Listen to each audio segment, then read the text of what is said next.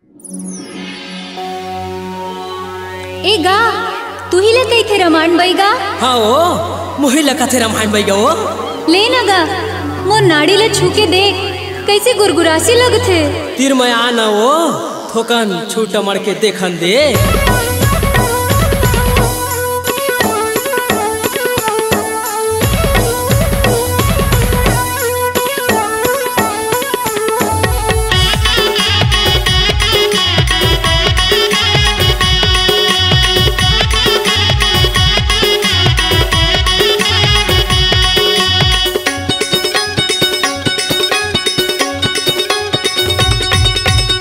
बैगा ए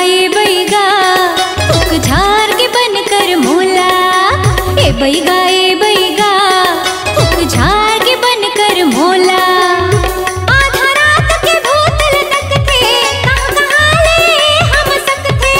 आधा रात के भूत लटक थे कहाँ ले हम सकते।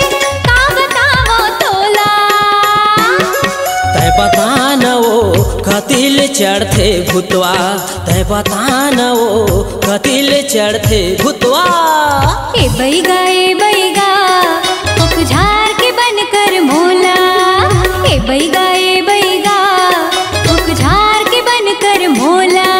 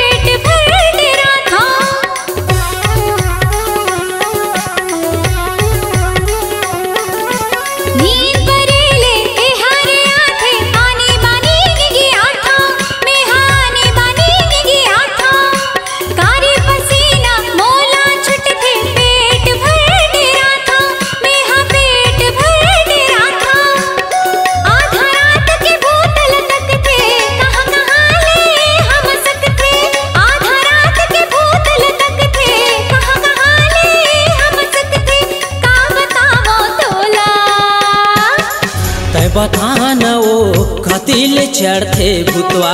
तय बता न वो कतिल चढ़ते भूतवा। ए बैगा फुक झाड़ के बनकर मोला। ए बैगा फुक झाड़ के बनकर मोला। आधा रात के भूत लटक थे कहाँ ले हम सकते। आधा रात के भूत लटक थे कहाँ ले हम सकते। का बताओ तोला तय बता न वो कतिल चढ़ते भूतवा। तय बता न वो कतिल चढ़ते भूतवा। तय बता न वो कतिल चढ़ते भूतवा। तय बता न वो कतिल चढ़ते भूतवा। तय बता न वो कतिल चढ़ते भूतवा।